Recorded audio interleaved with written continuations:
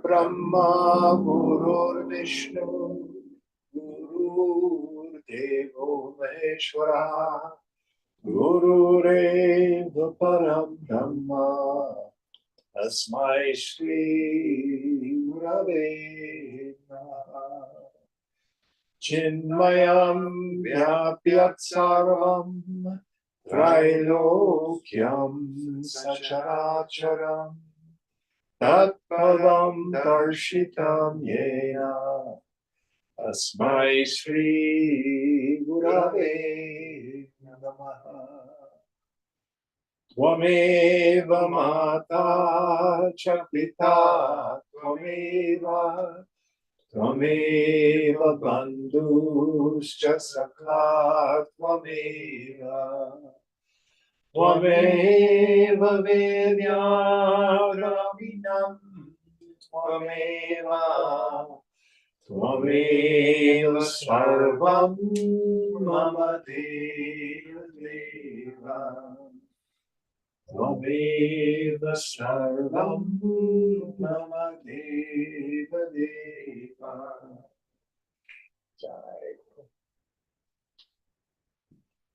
Om Sahanavatu Sahanau Bhunaktu Sahaviryam Karavavahai Tejasvinavadhitamastu ma vidvishavahai.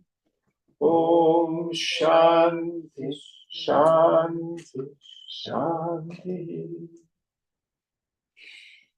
So I think we start the 14th chapter tonight. Is that correct, Mark? Yes, that's correct. The bliss of knowledge.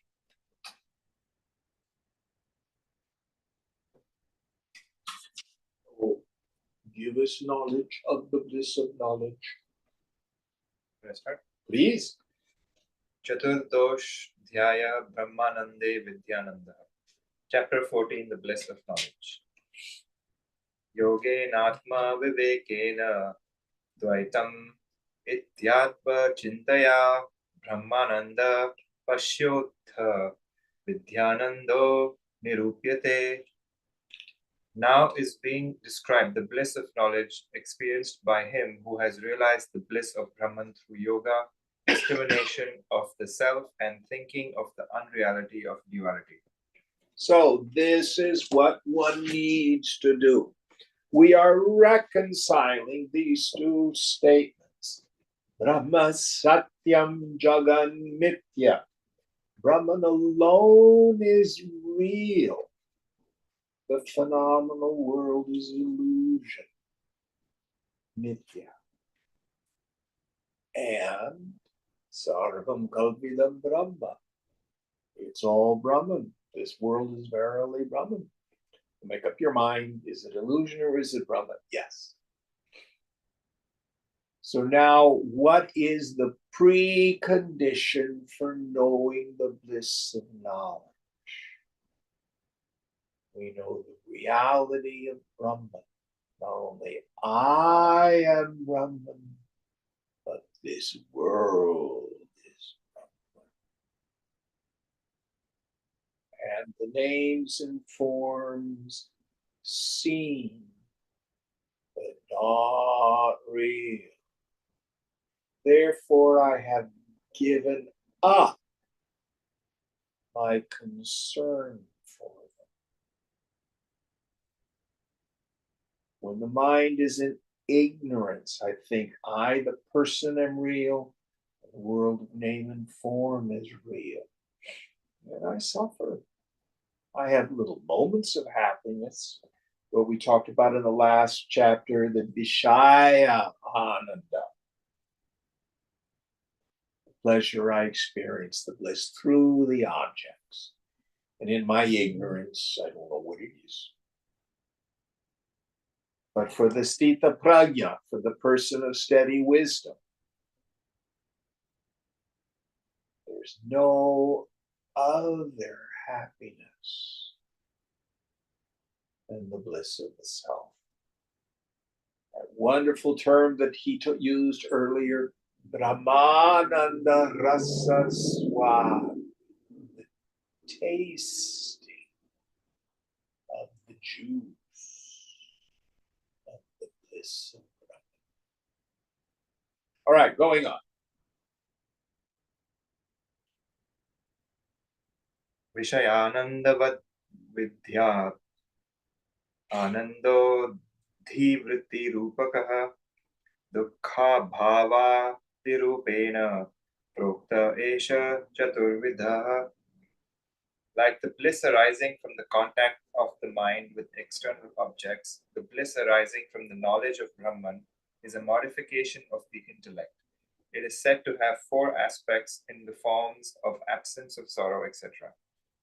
So, listen very carefully. The words we use to describe the self are Satchidananda, pure existence, pure awareness, bliss absolute. It never changes. The self is always that. But the fact of our experience is I don't feel happy all the time. Michael and I were talking before class about people who fall into samadhi.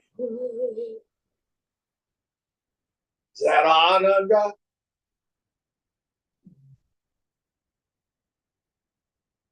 That's Brahmananda Rasa.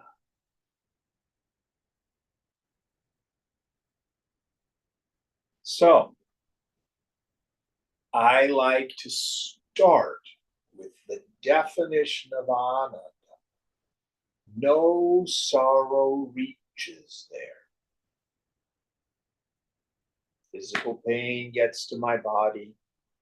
Good massage feels good. When the situation is conducive, my mind is happy. When the situation is non-conducive, I'm unhappy. When I have peace and serenity in my intellect, happy.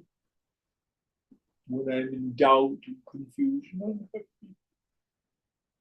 These are mind states, but none of that touches the self. But what is the mind?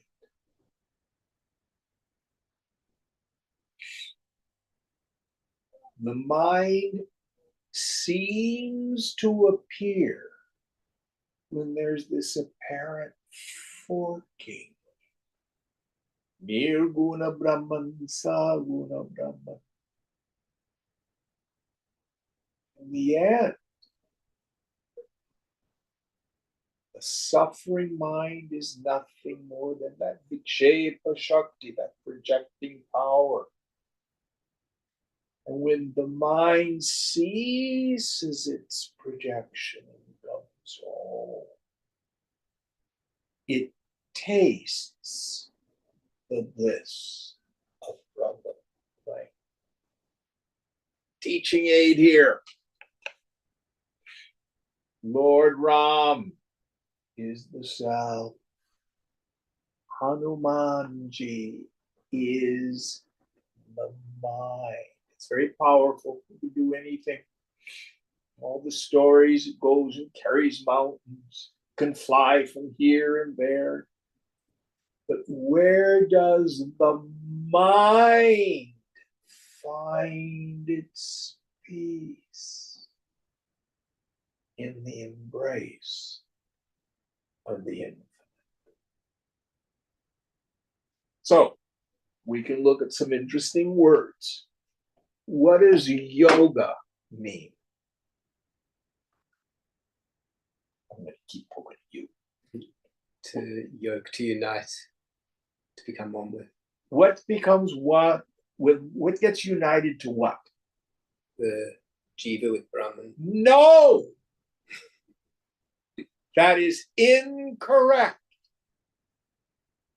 The mind gets yoked to the self. How can the self become united with the self? The essence of the Jiva is Brahman, isn't it? Yeah. Do you see the distinction? Mm-hmm. What happens to this Jiva Bhavana? Blasted! Disappears. Does the dreamer get united with the waker? Yeah. What happens to the dreamer? Goes away. Gone. Yeah. So many people, your answer is one that many people will say, but it's incorrect. Brahman's here, here's the Jiva. Oh, I'm glued to Brahman. No. Oh, I'm the drop, I'm gonna fall into the ocean of Brahman. I am now in Brahman. No.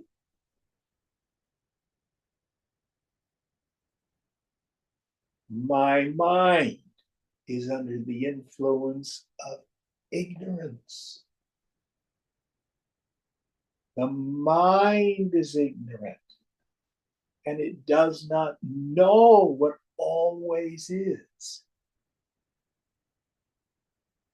The Jiva is essentially Brahman.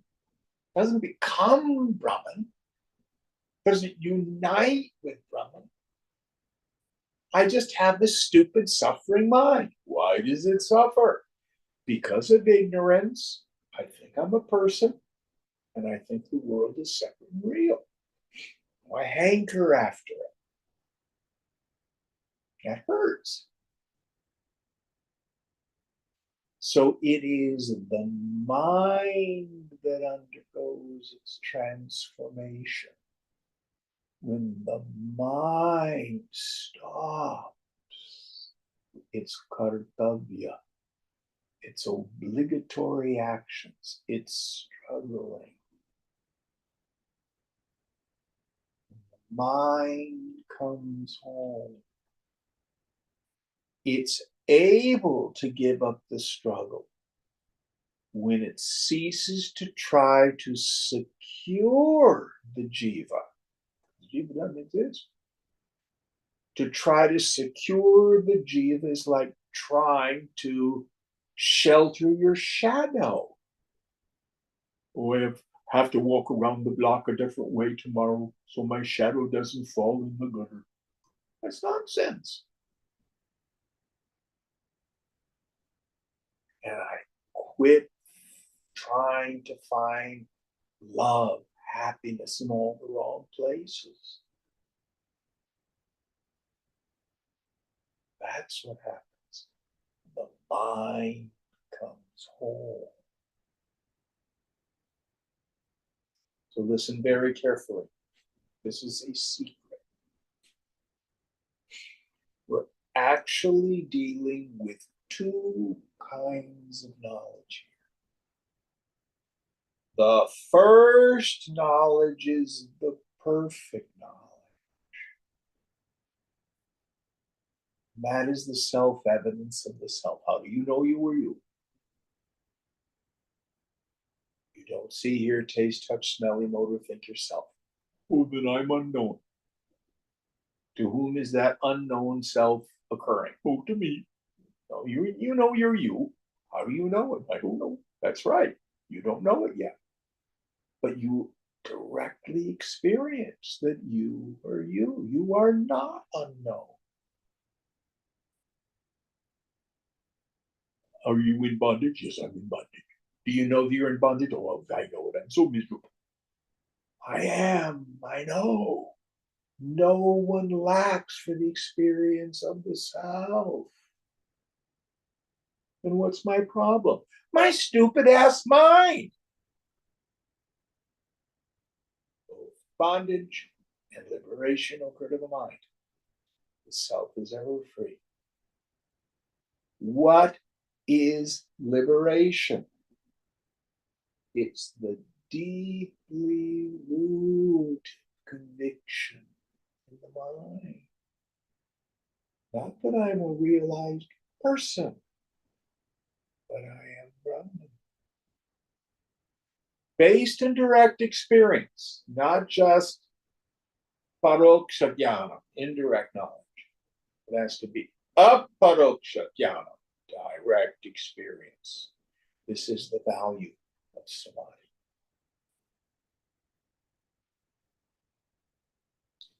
No doubts I am Brahman. And then also the jnani realizes where happiness is.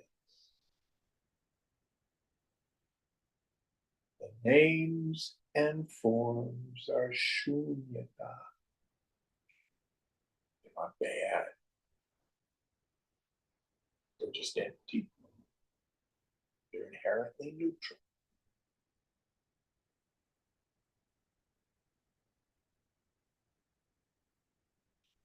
So this insight that happens to the mind,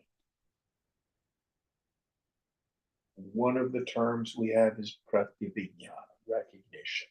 It's the aha. Now I see. Wonder of wonders. Where did that jiva go? It was here a minute ago and now it's gone.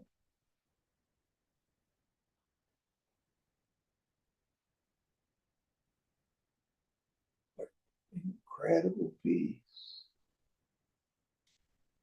What has caused this?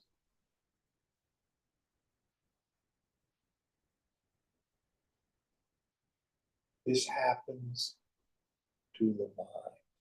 Technically, the vijnana maya kosha, but that's just a matter of terms. Any thoughts on this?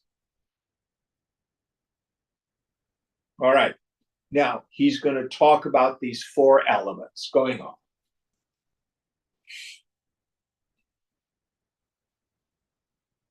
Dukkha bhavascha kamapti kritakrityoham ityasau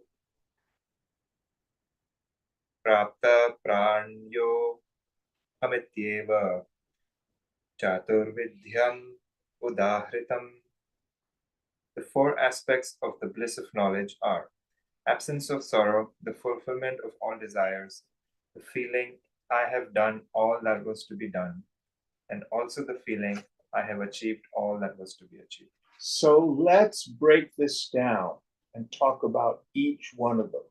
These are the fruits of knowledge. Vidyaranya is a good salesman. He puts the customer in touch with the benefits of the product. First idea. The absence of sorrow. Yes. What is the cause of sorrow? Dukkha.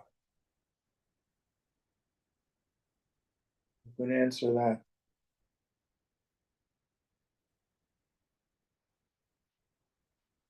What's our friend Sid say? You know who Sid is? Siddhartha. What's he say is the cause of suffering? Raga and dvesha. Kama, raga, desha, bhaya. Jonesing, thirsting, longing. In our tradition, we usually just say kama. Craving. The fool says, I'm suffering because I don't have what I want.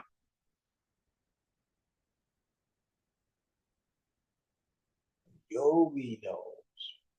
Why am I suffering? Buddha, fool. Because I'm stuck wanting. I have a want on. That's what it is.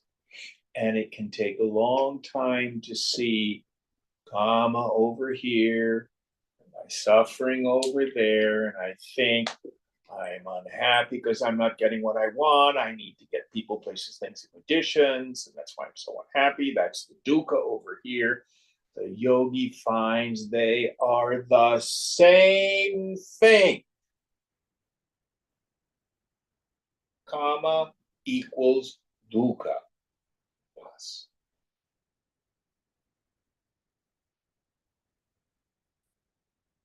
So the yogi begins to untangle those knots of the heart,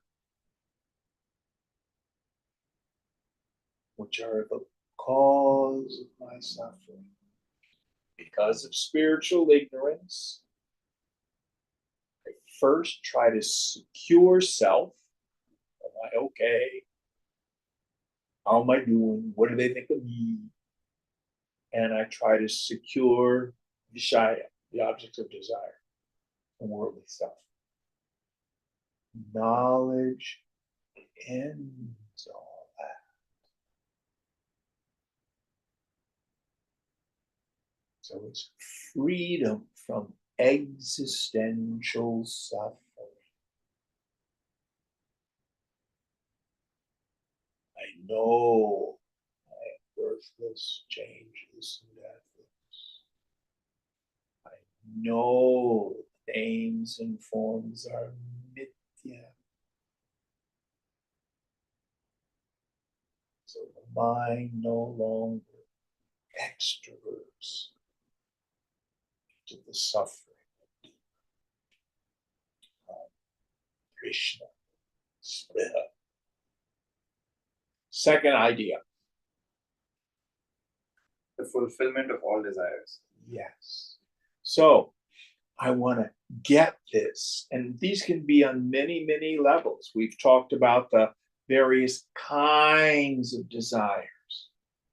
First, deha vasana, being fed, effed, and fondled, drives many of us. I want my physical body to feel good. Lokavasana. That's where all our social interactions happen.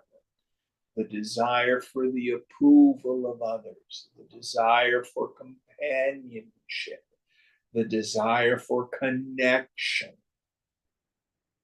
You know, we dress it all up, the desires for love.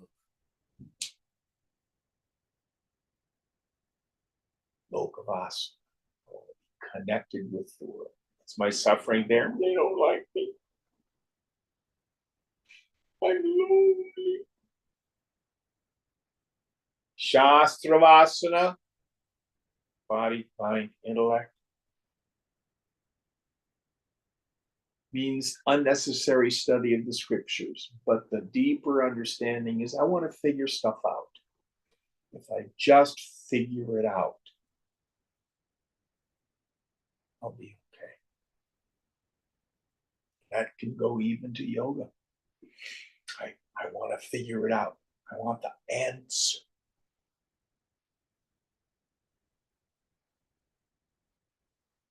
Then Krishna will say in second chapter of Gita, he who knows it not.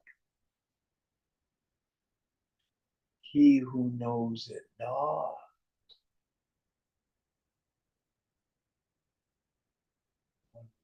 Unknown mind. Stopped mind.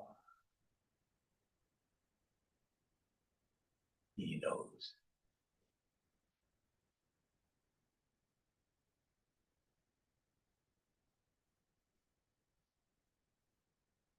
So the man of wisdom, the Stita Prajna Purusha,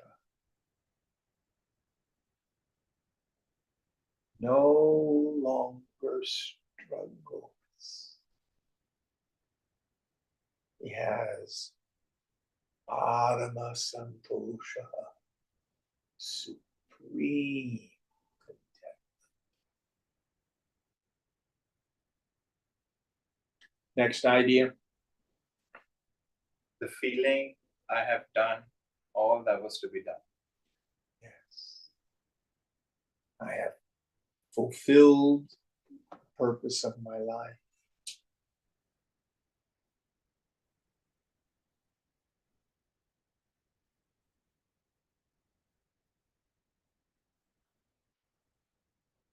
Game over. Now on, you're a useless fellow.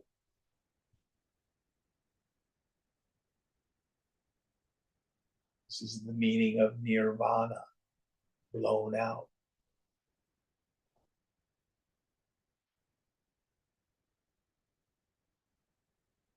Nothing left to be done.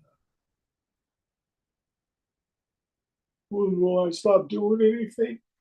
The body will continue its prarabdha through the world, but the jnani has no concern for it. The last one. The feeling that I have achieved all that was to be achieved. Yes. So, are you an ambitious person? I want money, I want property, I want prestige. That got too little. I'll get rid of that. What's the real ambition? I want moksha.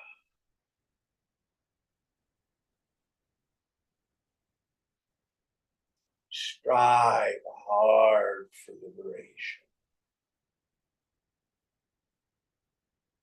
And with the dawn of knowledge, vidya, the moksha is gone.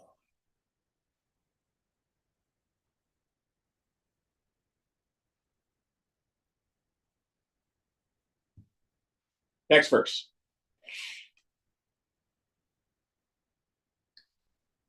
Ehikam chamushikam chetevam dukkha dvidhirpitam nivritti mohikasyaha brihadaranyakam vachaha. Sorrow is twofold, that of this world and that of the next. The cessation of the sorrow of this world has been described in the words of the Brihadaranyaka Upanishad. So here he's going to talk about the two kinds of sorrows of this world and the beyond, and his quote is from Brihadaranyaka. That's the Upanishad, actually the one that Shankara quotes the most. It's really big. And let's see what the quote is.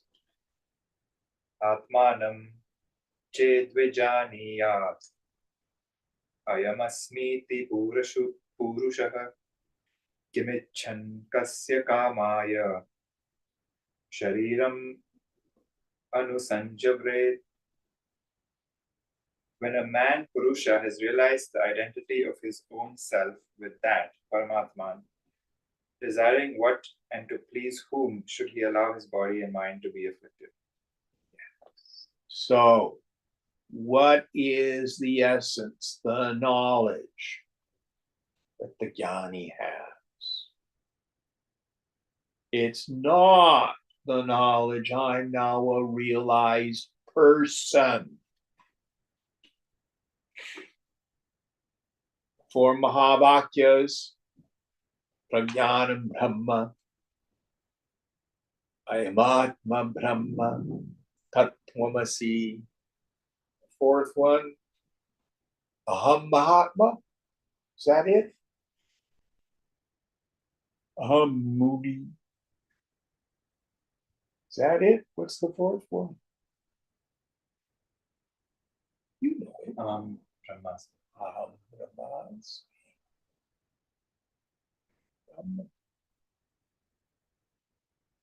Then he gives up concern for this shadow of the body mind. No longer concerns.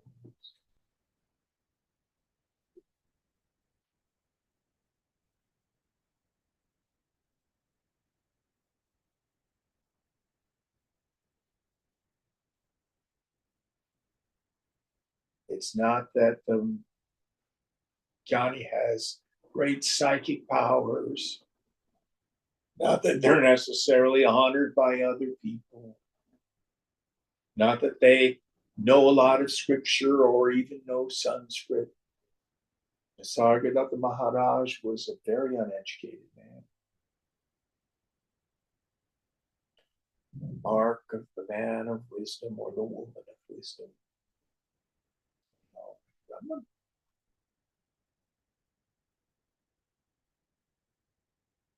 And it's not, oh, I was a person and now I'm Brahman.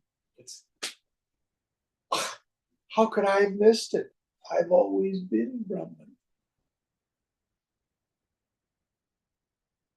It's the most present, obvious fact.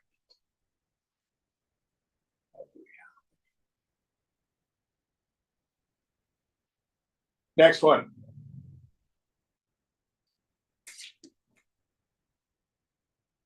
जीवात्मा परमात्मा चेत् आत्मा विद् ईरितः चिदादात्मान्यत्रिभिर्दे हैजीव संभोक्ति काम्रजेत्. The self is spoken of as of two types, the individual self and the supreme self. The consciousness, through identification with the three bodies, thinks itself as the jiva and becomes an enjoyer. Yes. So we talk of these two selves, a jivatman and a paramatman. It is not a language I'm fond of. I prefer the language that Gaudapada uses in his Karika on Mandukya. Jiva Bhavana. Bhavana means an attitude or a feeling. The feeling that I'm a person. Now, it's not just a bunch of thoughts. Oh, I'm a person. It's much more visceral. It's much more intense. It's much more like being hypnotized. So like a belief. It's deeply rooted belief, yes. And it has psychic phenomena, like just like the dream. Now, is the dreamer a real entity?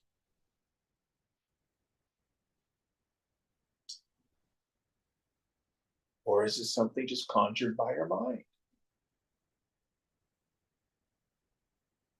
Depends who you're asking.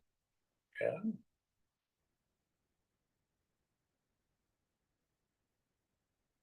It seems real to the dreamer, but it's nothing substantial. It's sankalpa, it's deeply rooted belief, it's imagination. That's all there is to the individuality. It's not an entity. You are an entity. You are the entity. That is Brahman.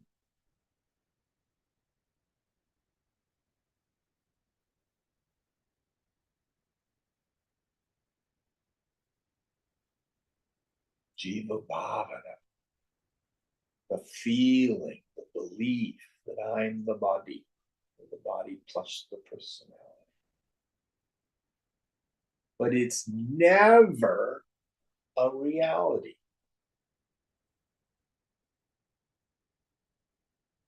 You dream you're drowning in the ocean. You wake up, you were never in the ocean. You were safe in your bed.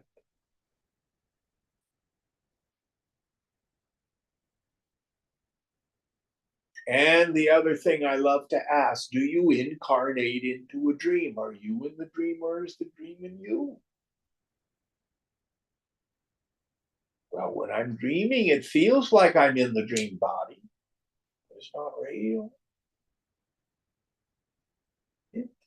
Illusion. This is no different.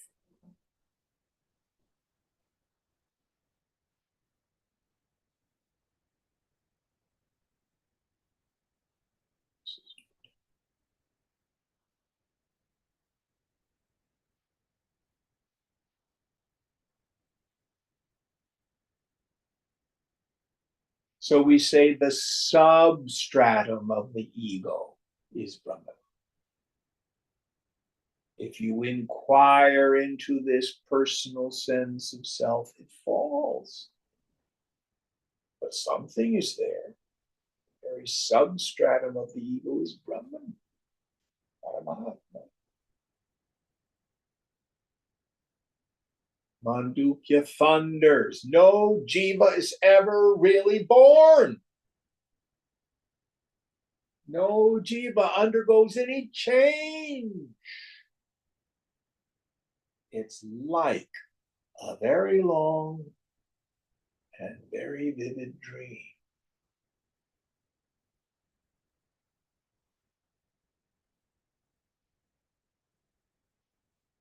Excellent.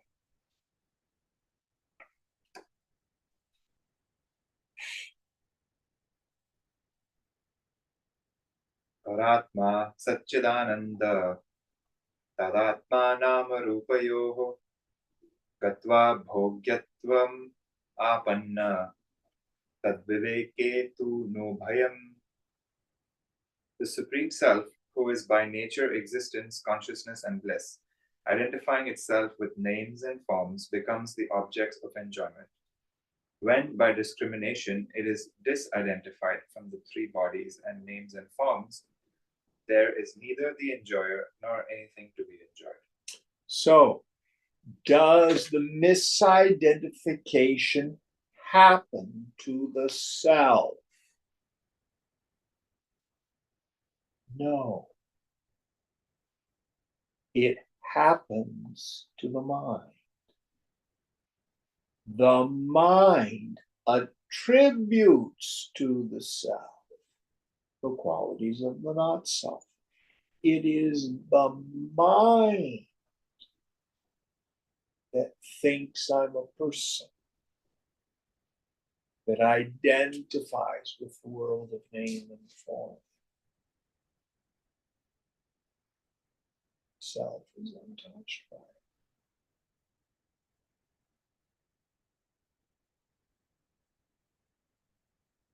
It is the mind that realizes, oh, I am Brahman, and then untangles those pradaya granthi, those knots of the heart. And that doesn't change the self either.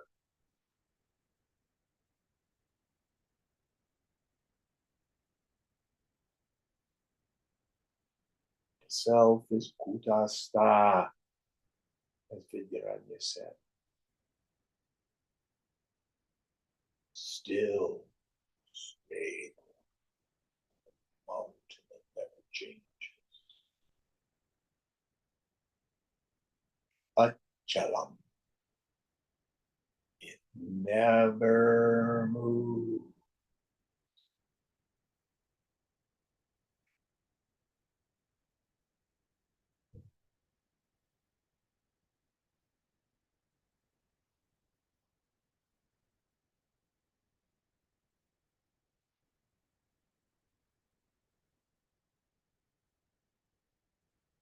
Next one.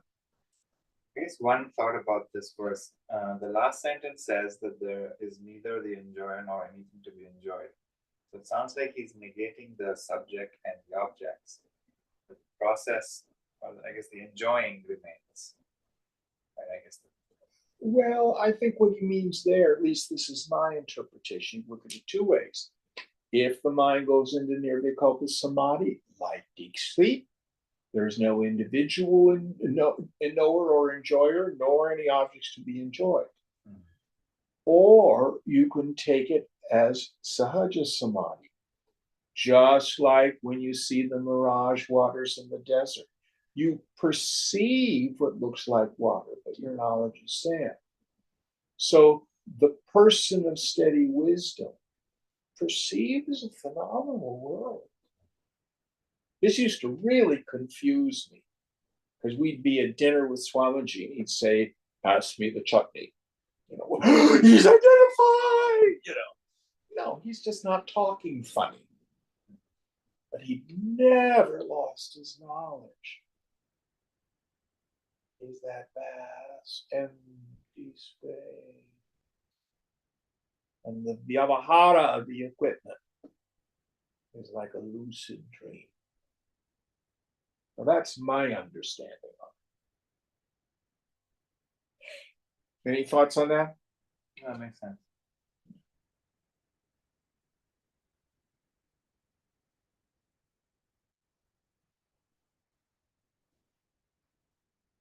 In the self, there is no knower, knowing, and known. Self, Chidakasha, the vast empty space, and this phenomenal world appears pratibimba, like a reflection in a mirror. Seen, but not real.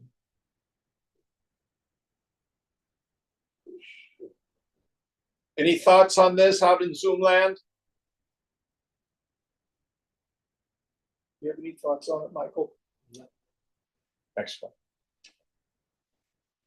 भोग्यम् इच्छन् भोक्तुरर्थे शरीरम् संज्वरेत् ज्वास्त्रिषु शरीरेषु स्थितता न त्वात्मनो ज्वराः. Desiring the objects of enjoyment for the sake of the enjoyer, the jiva suffers, being identified with the body. The sufferings are in the three bodies, but there are no sufferings for the self. Yes. So, as we had said earlier, when the mind is in ignorance and it thinks, I am the body, there is no other bondage than the deeply rooted conviction, I'm the body, or the body plus the personality. The three bodies he's talking about here. Stula Sharira, Sukshma Sharira, Kana Sharira. What's the cause of that deeply rooted conviction? Avidya, ignorance. When the mind is covered by ignorance, it's like going to sleep. Then the mind projects the dream of the triple factor, the triple. And in that mind state, the mind suffers. The self is untouched. Let's again go back to the dream state. Which is more real, a pleasant dream or a nightmare? Which?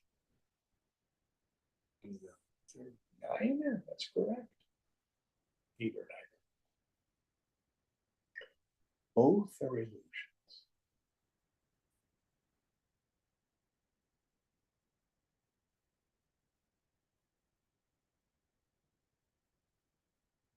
Going on.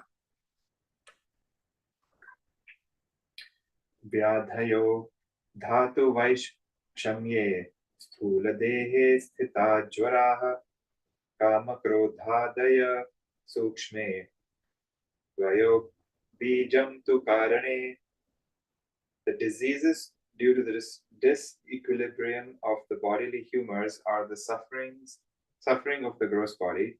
Desire, anger, etc. are the suffering of the subtle body, and the source of the sufferings of both the gross and subtle bodies is the suffering of the causal body. Yes. So the causal body is just another name for pure ignorance or the vasanas. The bundle of vasanas, this is what we call the Anandamaya Kosha, the bliss sheath, which has the cause of the dream state and the waking state. So all the suffering is in those three bodies. You don't experience it directly in the causal body. What we experience in the causal body is, I must have slept soundly. I don't remember a thing. but it is the latent tendencies, the vasanas, that are still inherent there that cause the waking state and the dream state. But none of that touches the sound.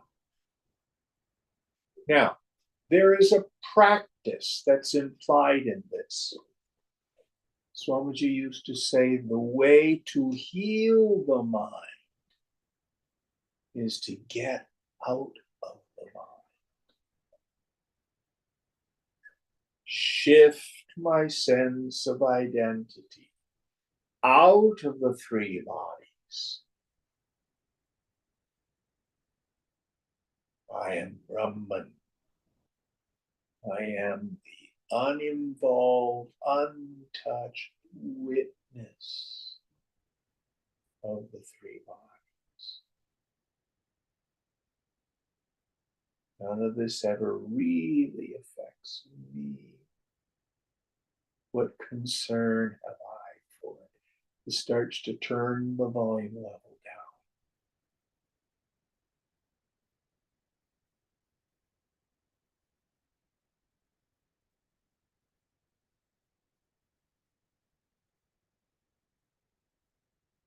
Any thoughts on this? Next one.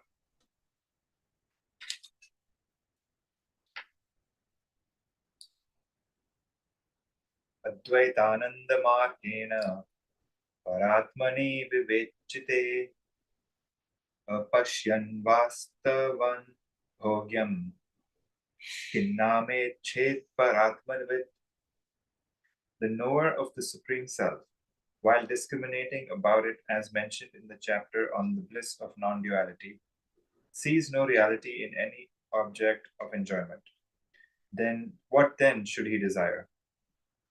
Yes, that's a rhetorical question at the end. So this is again a practice. I think I want a fancy house. Well, how am I going to feel when I get the house? Happy. Why not just go for the happiness? Turn the mind towards the self. Krishna, Krishna, Krishna, Chidananda Rupa, Oham Shivoham. Shankar's poetry. Oh, I'm lonely. No, I don't want to be connected with other people. It's an illusion. What do I want? I want Krishna. Chidananda Rupam. Shivoham. I can't stand the politics. All those awful people are doing this or doing that. No, what I really want is the Lord. Chidananda. Shivoham. Over and over and over again. Understand that when your mind tells you, I'm unhappy because of something out there, it's not true. It is axiomatic that if I'm disturbed, no matter the apparent external cause, I'm the one with the attachment, the expectation, the control issue, the identification, the klesha, the defilement, the affliction. Always, without exception.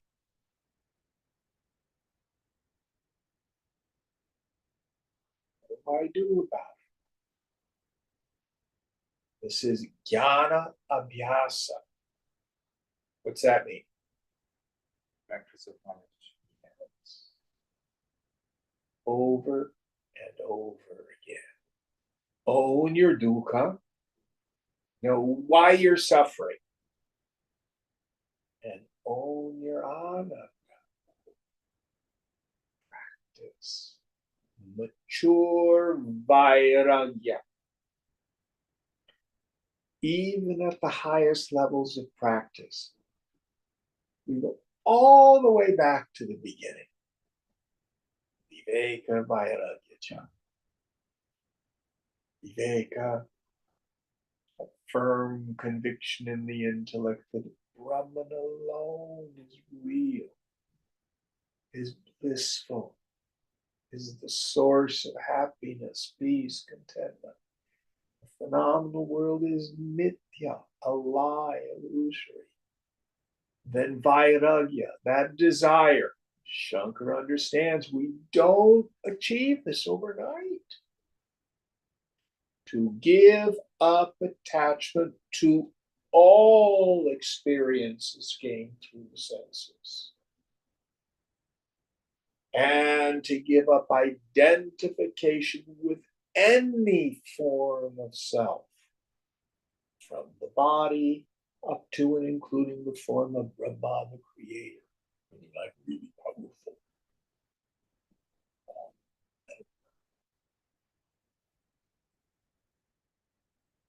But it all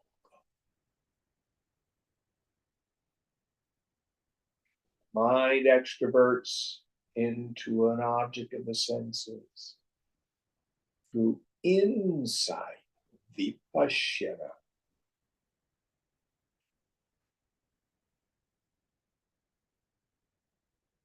Chidananda rupa. Shivoham, Shivoham, my nature is bliss consciousness. I am the auspiciousness I seek. Shiva.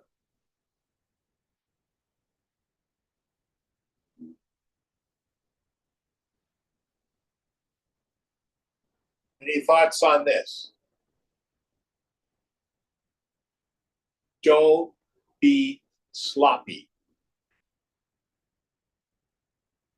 You move through your day and your mind has indiscriminate revelry with the objects of the senses. Well, I meditated for 20 minutes this morning. This is yoga in action. This is stuff we do in the world because that's where the trigger of our vasanas is.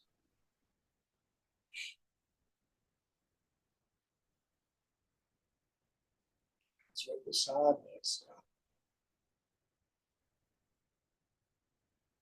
What are your thoughts on engaging with objects, but in a loving way, or seeing it as Ishvara, using it as practice, but engaging with them, yeah, in that sense? You're sure you have to engage with the objects. There's no escape.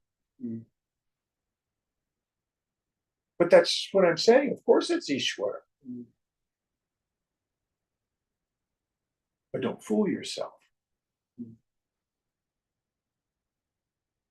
In other words, if you're jonesing for companionship and horny, don't fool yourself in saying, this isn't lust and loneliness. I'm just seeing this woman as the goddess. You see what I'm saying? Mm. You know if your mind's extroverted. Mm. Now, does that mean not to have a relationship? No, have a relationship. But when the mind goes into longing, see it for what it is.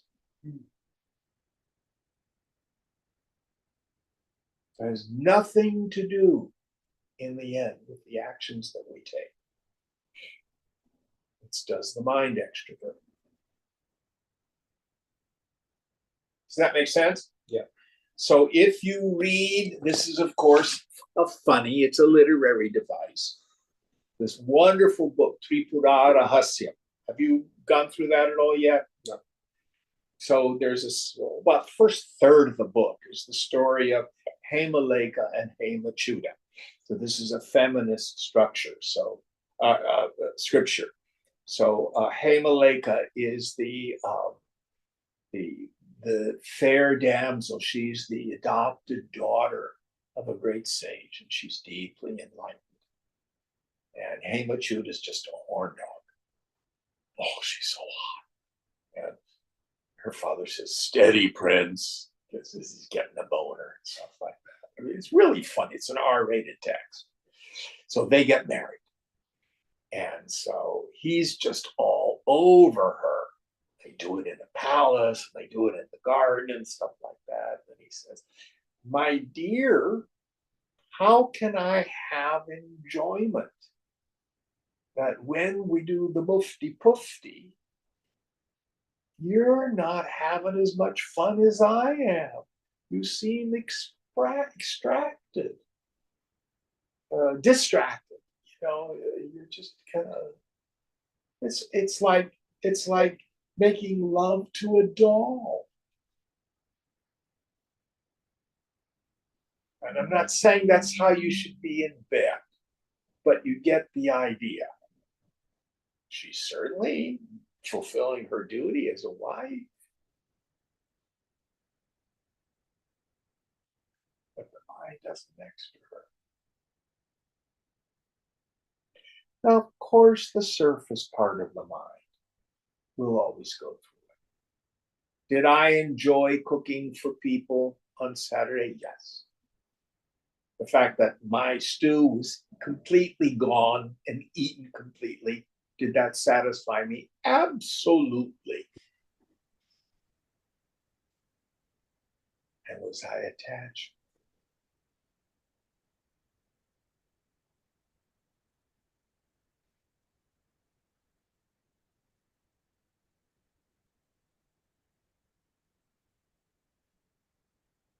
Am I making sense? Yeah, totally.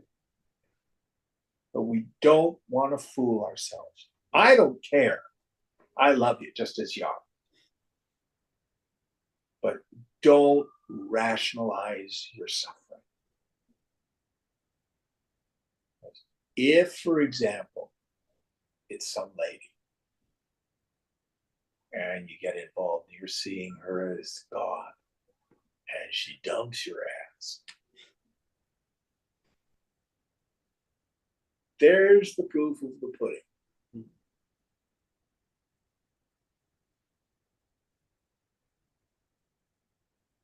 Opposite.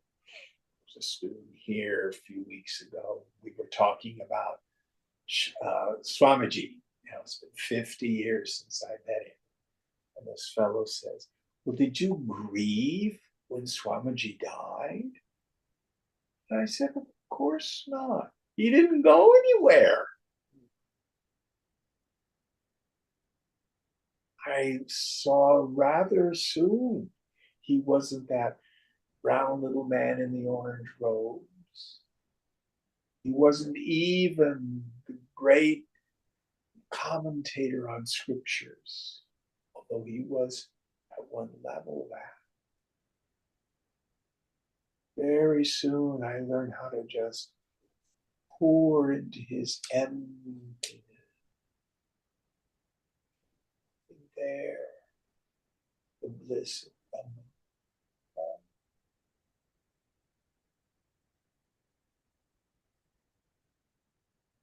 And then later I learned it was all a trick. That was myself.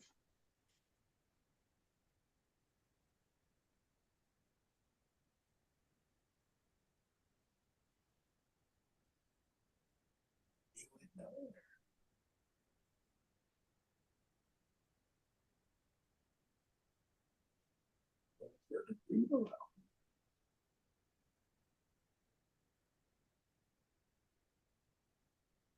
For those who are attached to his form, I'm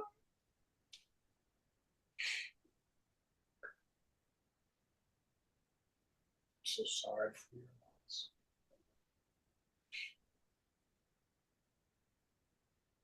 Next verse.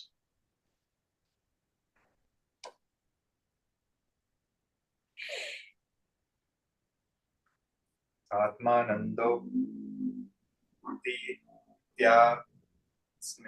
जी आत्मानंदोक्त प्रीत्यास्मि मज्जीवात्मन्य पधारिते भोक्ता नैवास्ति कोऽप्यत्र शरीरे तु ज्वर कुतः. When the individual self is determined to be identical with the immutable through the methods mentioned in chapter 12 on the bliss of the self, there remains no enjoyer in this body. So how can there be sufferings which are the result of identification with the body? Yes. So when the mind of the yogi has drowned itself in the bliss of the self,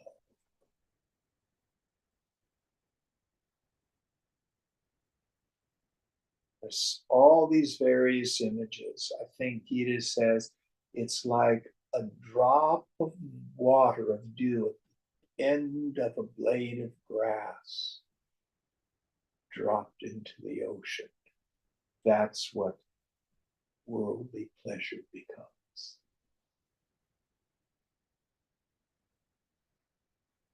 Yoga Vasishtha tells the story about the person digging in his field and he finds the Chintamani, the great wish fulfilling gem. But he doesn't realize what it is. So he discards it. He keeps digging and he finds some pieces of broken colored glass. He thinks they're valuable gems.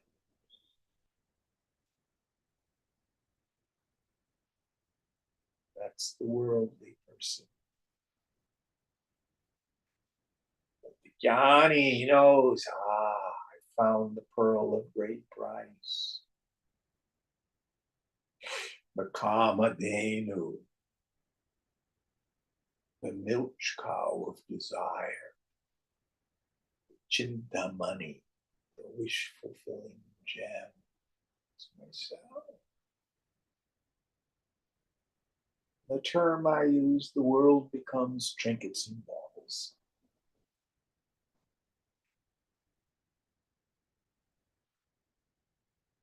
Trinkets and baubles. Pretty.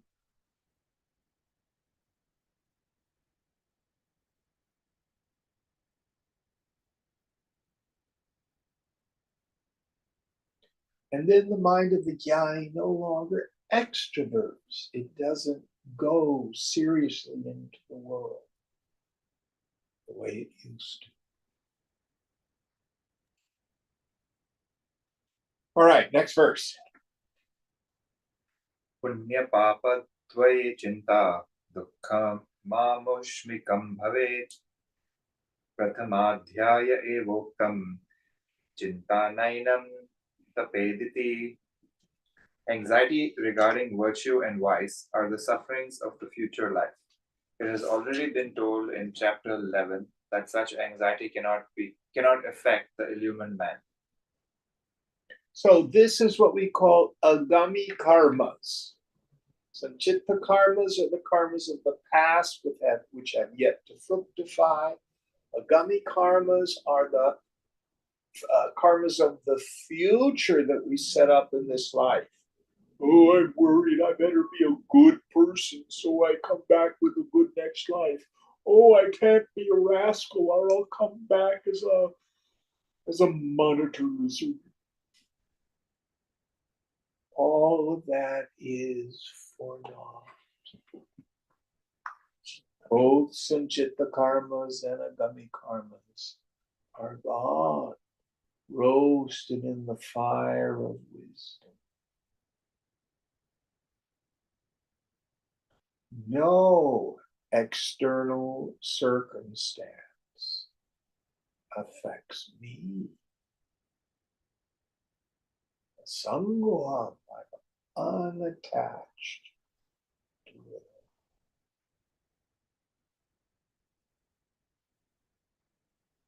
Now, This is not Vidyaranya, this is Jim. There's a caveat here. Never forget that the dharma of the body is karma. All bodies act. And at the level of the body, all bodies get the inevitable reactions. So this is not license to bad behavior. Oh, I am the self, I'm never touched by it, therefore I don't have to stop for stop signs and red lights. It's not going to work that way. You'll still get in a car crash or pulled over by the police. Now, you could do that. There are no rules for the man of knowledge. But that doesn't mean they're not going to throw your ass in jail.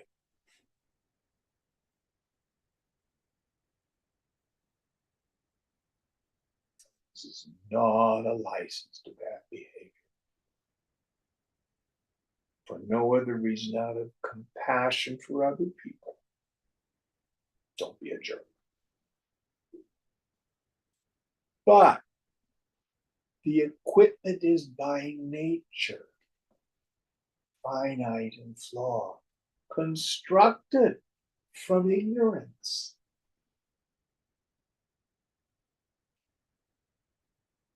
It is always imperfect. This is why I like to say, don't try to be a spiritual person. In the beginning, I say strive for authenticity. Tell the truth. And in the end, don't try to be an unenlightened person. It's very burdensome. Instead, know you are Brahman. Have no concern for this body, mind, intellect. Let it fulfill its role in the Lord's Leela.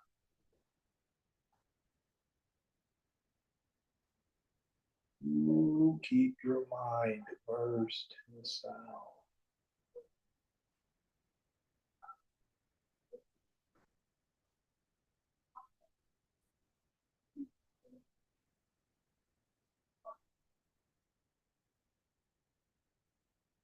Any thoughts on this?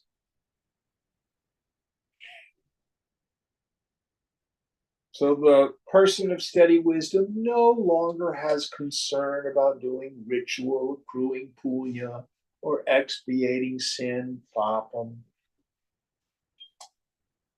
It's like I shared with you one of my favorite prayers. Oops.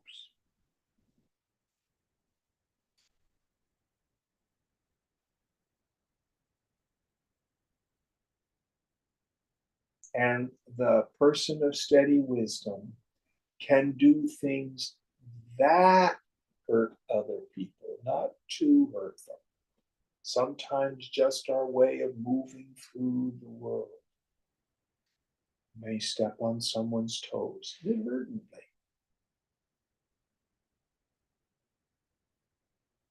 Inside, it doesn't touch you. It's probably good manners to say you're sorry.